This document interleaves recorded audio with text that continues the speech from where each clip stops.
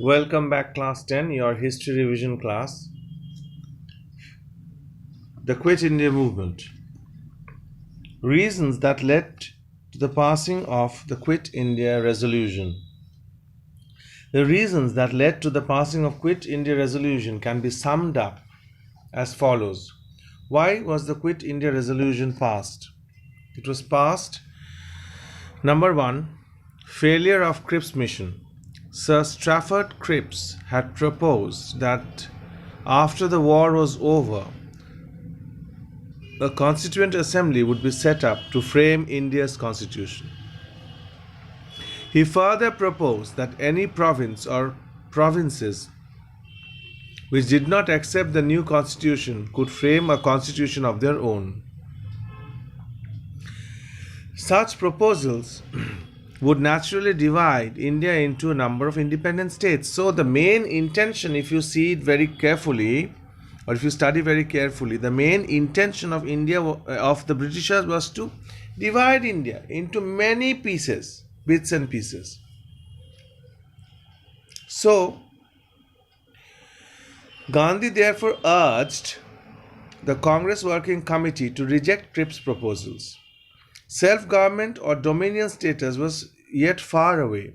The Congress wanted that until the new constitution was framed, the Viceroy would act as the constitutional head. What did the Congress wanted? The Congress wanted that until the constitution was framed, let Viceroy act as the constitutional head.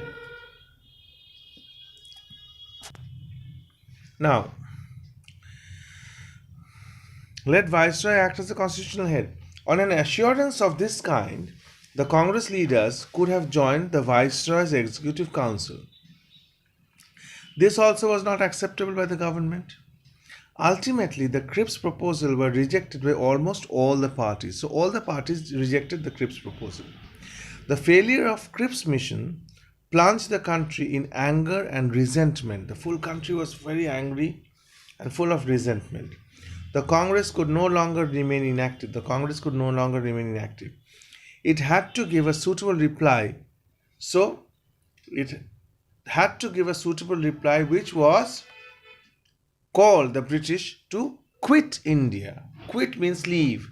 Bharat Chodo Andolan. Quit India movement. Worsening of communal problems. The Muslim League session at Lahore in 1940 had set its official seal on the idea of Pakistan. It was at this session that a definite demand for partition of India was made. Mr. Jinnah proclaimed that Muslims would not expect any justice at the hands of the Congress. This spoiled the communal situation. To make matters worse, government had been pampering the Muslim leagues. So,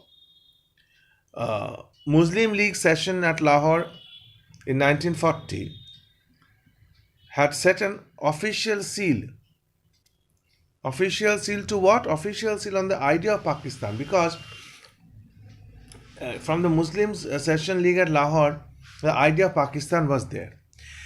It was in this session that a definite demand for the partition of India was made. So Jinnah proclaimed that Muslims could not expect any justice in the hands of Congress. This spoiled the communal situation. And to make matters worse, the government was pampering the Muslim League. Japan, third point, Japan posed a serious threat to India. The Congress was greatly disturbed by the development in Southeast Asia. Japanese bombers raided Shanghai and their armies overran the Philippines and Malaya, known as Malaysia now. They occupied Burma also, and they marched towards Assam. The war thus had come to the very border of India. So India's great anxiety was that what should be done in India if India was attacked by Japan. There was nothing that Indians could do to resist it. The real situation was very serious. Had Japanese armies attacked, they could quickly occupy India without much opposition. If the Japanese attacked, they could have occupied India without much opposition. So this feeling of helplessness irritated many leaders, in particular Jawaharlal Nehru. He even advised people to resort to guerrilla warfare in the event of Japanese invasion. Guerrilla warfare means hiding and then attacking all of a sudden, On this Gandhi remark, Jawahar appears to have discarded non-violence altogether. He said that Jawaharlal has discarded non-violence altogether, because Gandhi was always professed non-violence, as we all know. Gandhiji and other leaders were now convinced that the situation called for complete independence, immediate and unconditional. What was the situation demanded? The situation demanded complete, unconditional and immediate independence. Only then could the people realize that the defense of the country was their duty and their alone. Now comes Quit India Resolution. The Congress Working Committee met at Wardha in July 1942. It adopted a long resolution that came to be known as the Quit India Resolution. It demanded that British rule in India must end immediately. The All India Congress Committee met in Mumbai to consider the resolution. After lengthy discussion, the resolution was passed in 1942. So what did the resolution say? The resolution said that no future promises or guarantees can affect the present situation. Only the glow of freedom can now release the energy of enthusiasm of millions of people, which will immediately transform the nature of the war. So they wanted immediate freedom. If this demand was not conceded, Congress declared it would start a mass struggle on non-violent lines under the leadership of Gandhi. We shall do or die. We shall either free India or die in its attempt. Gandhiji had stated that he did not intend to start mass movement immediately. He would do so only if, after having met the Viceroy, he failed to achieve some honorable agreement. So he will meet the Viceroy. If no agreement was there, no result came out, then only mass movement. He also made it clear that other movements, this would also be a non-violent one. Arrest of the leader.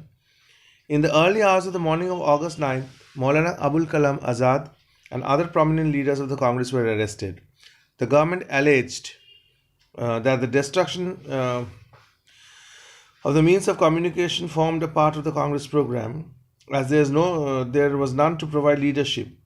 The violent riots began on a large scale throughout the country. So when Mahatma Gandhi and Maulana Abul Kalam Azad was arrested, no prominent Congress leaders were there to give a movement its way. So when the leaders are not there, violence started. Now the course of the movement. The government had to face a revolt which was unarmed but most violent in character. Mob violence was particularly directed against the means of communication, railway, posts, telegraphs. They were burned. Attacks were made in police station, government building. The position was extremely serious in Bihar and in eastern parts of Uttar Pradesh. In Bihar, revolutionists like Jayaprakash Narayan and Kartik Prasad played a very important role in the struggle. Ram Manohar Lohia, Nana Patil, Aruna Asaf Ali were among prominent leaders for the underground movement. That means they were hiding and they were doing anti-British movement. In UP, the movement took a serious turn in the district of Basti, Balila and Azamgarh. In Assam and Bengal, the students gave some lead to the masses. The movement was quite intense in Pune, Mumbai, Nasik, Satara. Students in Orissa took a leading part in the movement. In South India, the areas affected most were Coimbatore, Chennai and Madurai. Anyway, then the government repressed it. More than 60,000 people were arrested, 940 were killed, 1630 were injured during the last 5 months in the year 1942. And the movement failed. This whole movement failed. Why? First, Jayaprakash Narayan assigned his failure to lack coordination. So he lacked coordination. In Balia, people had seized power, but they did not know what to do next. According to Jayaprakash Narayan, the people should have set up in these areas their own units of revolutionary government and created their own police and militia. So second was, some sections of the society, including many known politicians, remain loyal to the government. And third, the government punished resistance ruthlessly. Government was very cruel in punishing the people. So what was the impact and significance of this movement? The impact was, first, 1942 movement was a struggle, important landmark in the Indian struggle of freedom. Second, the movement was symbolic of new confidence which people gained. Third, there was nothing to stop the Indians from attaining freedom. Fourth, in the history of British rule in India, no such revolt had occurred earlier, where youngest of the generation, the youth, and the older generation and the experienced politician all took part. In the Quit India movement, the Indian Revolution reached its climax, its top.